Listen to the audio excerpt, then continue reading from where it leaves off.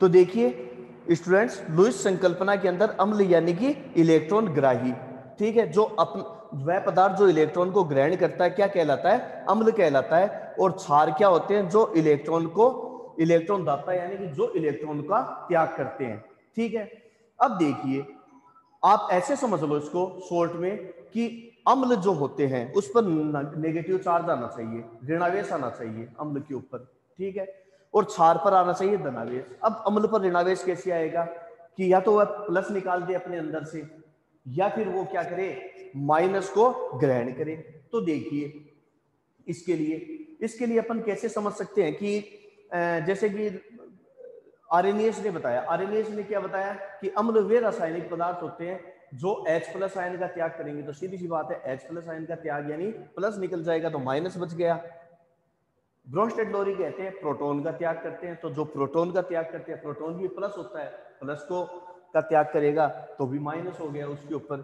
फिर लुईस क्या कहता है? अम्ल इलेक्ट्रॉन ग्राही यानी इलेक्ट्रॉन को ग्रहण करेंगे तो भी उस पर माइनस आ गया।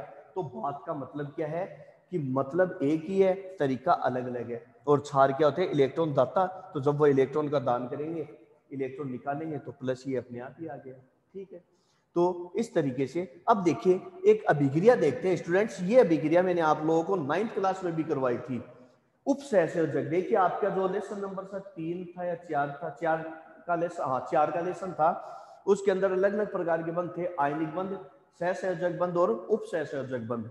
उपसहसंयोजक बंध के अंदर मैंने एक उदाहरण दिया था, देखो जैसे कि ये है BF3 प्लस NH3, ये दो इलेक्ट्रॉन युग्म, इसे कहते हैं इलेक्ट्रॉन युग्म यानी अतिरिक्त इलेक्ट्रॉन। इसके पास, क्योंकि देखिए कोई भी तत्व जो होता है वह क्या करता है, तभी क्या करता है, अपनी स्टेबिलिटी चाहता है, स्थायित्व चाहता है। स्थायित्व का मतलब है कि उसके संयोजी कोष में यानी अंतिम कोष में कुल इलेक्ट्रॉनों की संख्या 8 होनी चाहिए, ठीक है। कुल इलेक्ट्रॉनों की संख्या कितनी होनी चाहिए? 8 होनी चाहिए। और अपने इलेक्ट्रॉनों की संख्या 8 करने के लिए वो क्या करता है, या तो इलेक्ट्रॉनों का त्याग करता है या इलेक्ट्रॉनों को ग्रहण करता है। तो इसी प्रकार से देखिए, या वह साझा करता है। तो इसके पास इलेक्ट्रॉनों की संख्या 2 इलेक्ट्रॉनों की कमी है उसमें, देखना आप, और इस पर 2 इलेक्ट्रॉन अतिरिक्त है। तो ये क्या करेगा, अपने 2 इलेक्ट्रॉन इसको दे देगा। तो यह कुछ संरचना इस प्रकार की बनेगी, BF3NH3 उपसहसंयोजक बंध पाया जाता है, ठीक है। तो यह इलेक्ट्रॉन ले रहा है यानी ये क्या हो गया, अम्ल। ये क्या हो गया, अम्ल। और ये इलेक्ट्रॉन दे रहा है तो ये क्या हो गया, क्षार, ठीक है। तो जो इलेक्ट्रॉन दाता होता है उसे हम कहते हैं अम्ल, और जो इलेक्ट्रॉन ग्राही होता है उसे हम कहते हैं, इलेक्ट्रॉन दाता होता है उसको क्षार और इलेक्ट्रॉन ग्राही को हम क्या कहते हैं, अम्ल कहते हैं। अब इससे एक नई परिभाषा और आ गई स्टूडेंट्स कि अम्ल व क्षार की एक नई परिभाषा और उभर के आई है, ठीक है। अब नई परिभाषा देखिए क्या आई है, इधर से देखो, ऐसे समझो कि ये है अम्ल।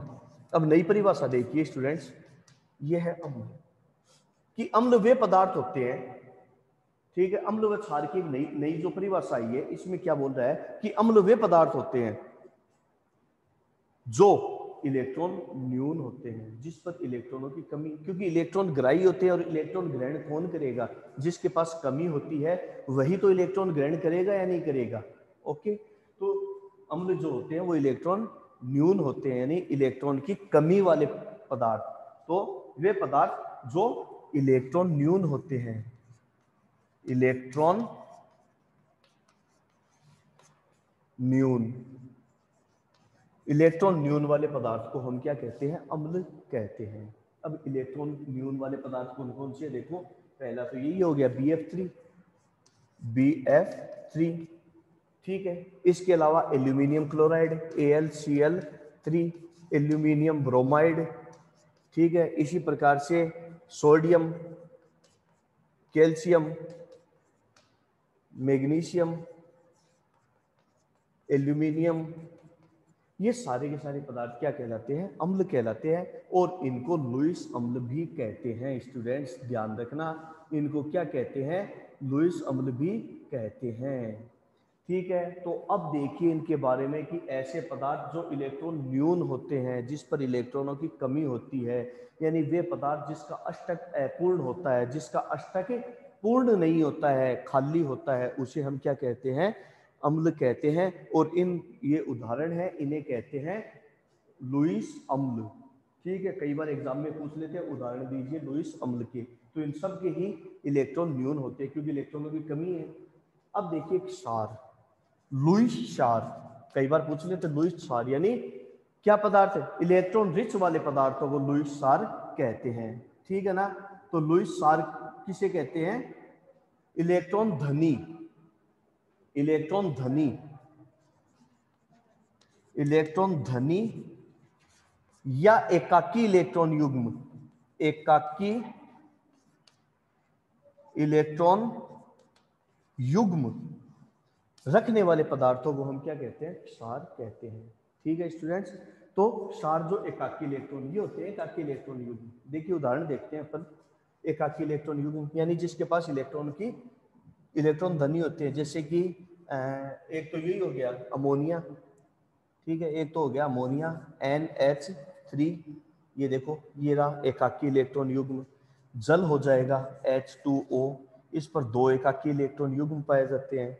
इसी प्रकार से हाइड्रोक्साइड भी हो सकता है, क्लोरीन, ठीक है, ये साफ नहीं आ रहा है क्या, क्लोरीन, फ्लोरीन, ब्रोमीन, आयोडीन, ठीक है, सॉरी आयोडीन, है ना, ये सारे के सारे क्या कहलाते हैं, लुईस क्षार कहलाते हैं। इसे हम क्या कहते हैं, लुईस क्षार कहते हैं।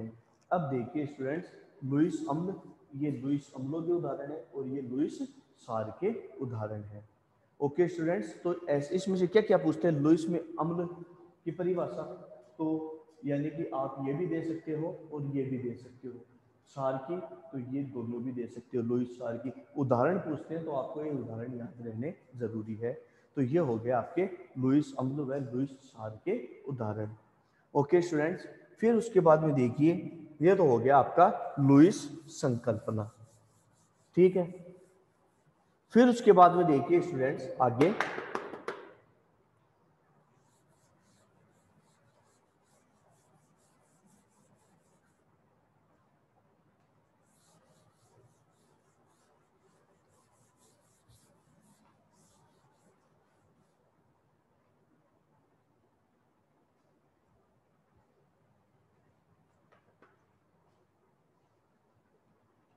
फिर उसके बाद में देखिए सामान्य गुण।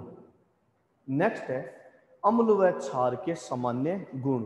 आप अपनी बुक से सही देखते रहना, ठीक है, उसमें 1 बाय 1 आपको मैं पॉइंट वाइज करवा रहा हूँ, ठीक है, अम्ल व क्षार के सामान्य गुणों के बारे में। तो देखिए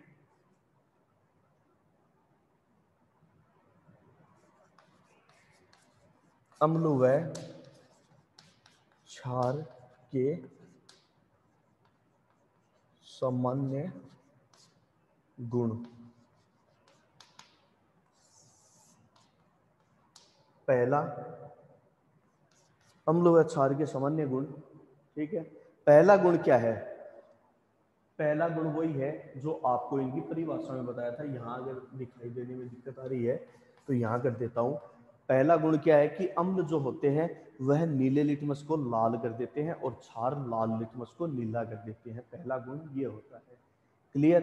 तो पहला क्या होगा, अम्ल जो होते हैं वो क्या करेगा, नीले ब्लू लिटमस को क्या कर देगा, रेड कर देगा, नीले लिटमस को लाल कर देते हैं और क्षार क्या करते हैं, लाल लिटमस को नीला कर देते हैं। तो पहला गुण क्लियर।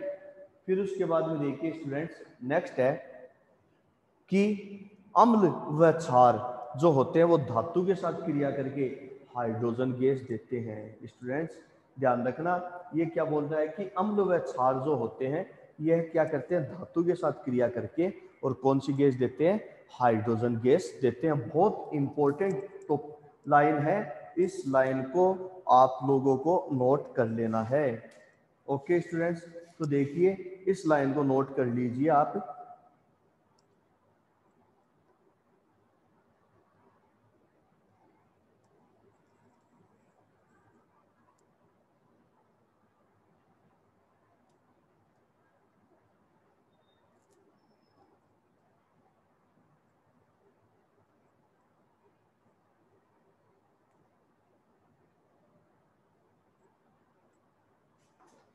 हाँ स्टूडेंट्स, ओके कर लिया। नेक्स्ट सेकंड जो पॉइंट है कि जैसे अम्ल है,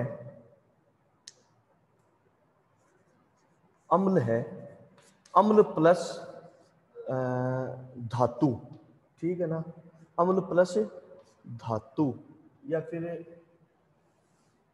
जैसे कि धातु है, धातु प्लस अम्ल, ये वैसे मैंने आपको विस्थापन अभिक्रिया में भी करवाया था।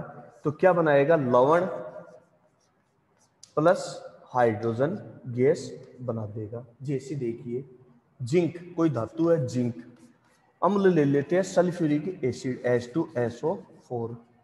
जैसे ही दानेदार तनु सल्फ्यूरिक अम्ल में जिंक को डाला जाता है, जिंक को डाला जाता है तो क्या बनेगा, जैसा कि विस्थापन अभिक्रिया बताया था वैसे ही होगा, zinc sulphate ZnSO4 plus hydrogen, इसका नाम है जिंक सल्फेट।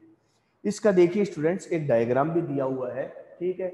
उस डायग्राम के अंदर आप लोगों को जिस इस प्रकार से कि डायग्राम भी दिया हुआ है, इस तरीके से देखिए, इतना समय नहीं है, आप बुक से देख लेना वो डायग्राम, ठीक है। यहाँ से ये सल्फ्यूरिक एसिड है, ये स्टैंड लगा है, ठीक है, ये कई बार पूछ लिया, और यहाँ से एक एग्जैक्ट ट्यूब भी लगी हुई है, ठीक है। ये सीधी की सीधी कहाँ जा रही है, बिकर, ठीक है, एक टप में जा रही है। इस टप के अंदर क्या है, साबुन का घोल है, ठीक है। और यहां से हम इसमें क्या डालेंगे, जिंक डालेंगे, तो इसमें क्या है, zinc plus H2SO4। Zinc plus H2SO4 से कौन सी गैस निकलती है, हाइड्रोजन गैस निकलती है।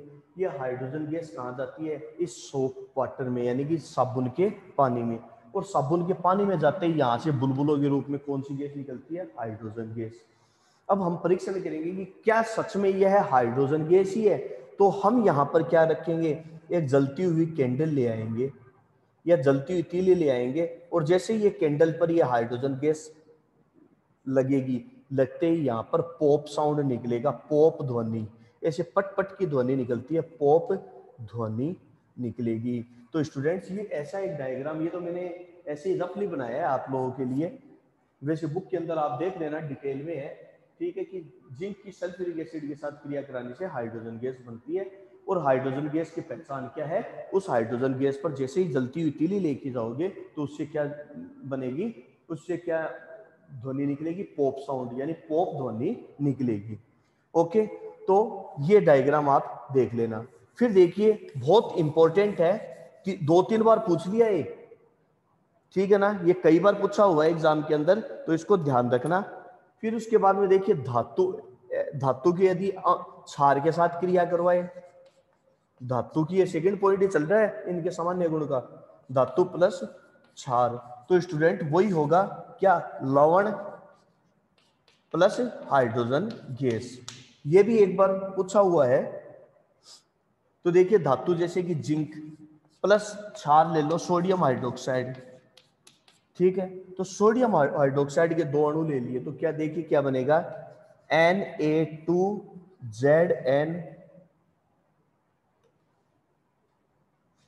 Na2ZnO2, sodium zincate plus hydrogen, इसका नाम है sodium zincate, sodium zincate plus hydrogen, ठीक है। तो यह है सोडियम जिंकेट, ये साफ नहीं दिख रहा है क्या, जिंकेट प्लस हाइड्रोजन। तो ये हो गया स्टूडेंट्स आपका अम्ल क्षार के सामान्य गुणों के बारे में, ठीक है। तो ये अम्ल व क्षार के सामान्य गुणों के 2 पॉइंट हो गए। फिर उसके बाद में देखिए तीसरा पॉइंट देखिए अम्ल व क्षार का, कि अम्ल व क्षार ने धातु के साथ क्रिया कर ली। फिर नेक्स्ट पॉइंट में क्या करता है, धातु ऑक्साइड के साथ, यदि अम्ल व क्षार धातु ऑक्साइड के साथ क्रिया करे, धातु ऑक्साइड के साथ, तो अम्ल व क्षार यदि धातु ऑक्साइड के साथ क्रिया करते हैं तो वही क्या बनाते हैं, लवण व जल बनाते हैं। तो ये धातु ऑक्साइड और अधातु ऑक्साइड दोनों के साथ क्रिया करेगा। तो धातु ऑक्साइड देखिए जैसे कॉपर ऑक्साइड प्लस अम्ल हम ले लेते हैं सल्फ्यूरिक एसिड H2SO4, 4, तो क्या बनेगा H2O, ये O और ये H2O, ठीक है, प्लस H2O बनेगा, सॉरी, ठीक है। तो क्या बनेगा कॉपर सल्फेट प्लस जल, और ले लो मैग्नीशियम ऑक्साइड प्लस 2 हाइड्रोक्लोरिक अम्ल, तो क्या बनेगा 2H2O और MgCl2, तो मैग्नीशियम क्लोराइड प्लस जल, मैग्नीशियम क्लोराइड प्लस जल, ठीक है। अब अधातु ऑक्साइड का ले लेते हैं, फिर है अधातु ऑक्साइड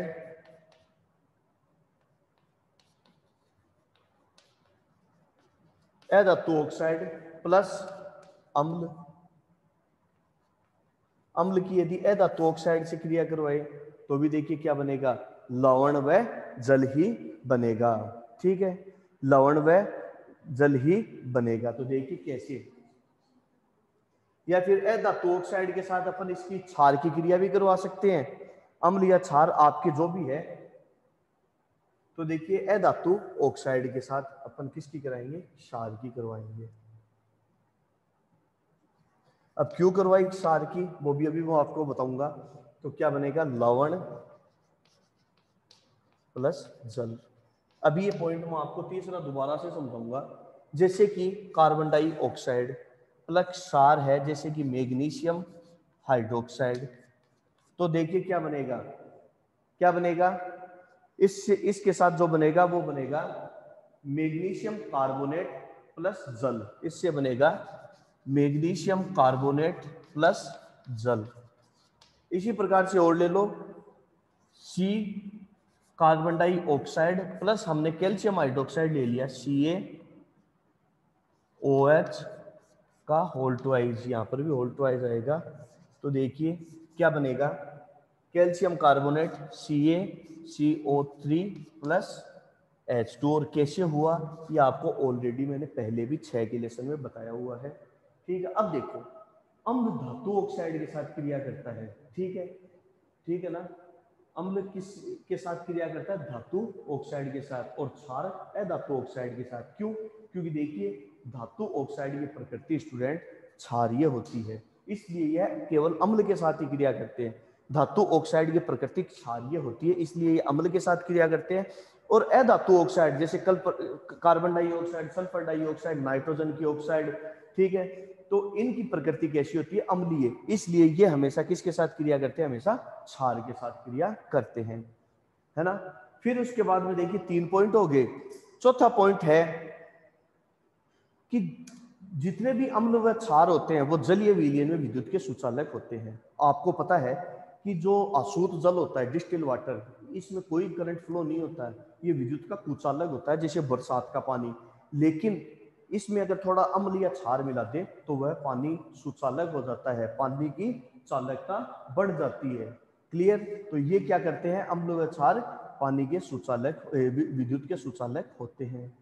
फिर उसके बाद में देखिए आपका पांचवा जो लास्ट पॉइंट है वही पॉइंट है, मैंने आपको पहले भी बताया था कि यह पॉइंट बार बार आएगा, और ये पॉइंट आपको कई जगह आएगा, कई जगह आपके ये काम आएगा, वही कि अम्ल व क्षार आपस में मिलकर के क्या बनाते हैं, लवण व जल बनाते हैं। तो ध्यान रखो स्टूडेंट, आगे देखिए कि अम्ल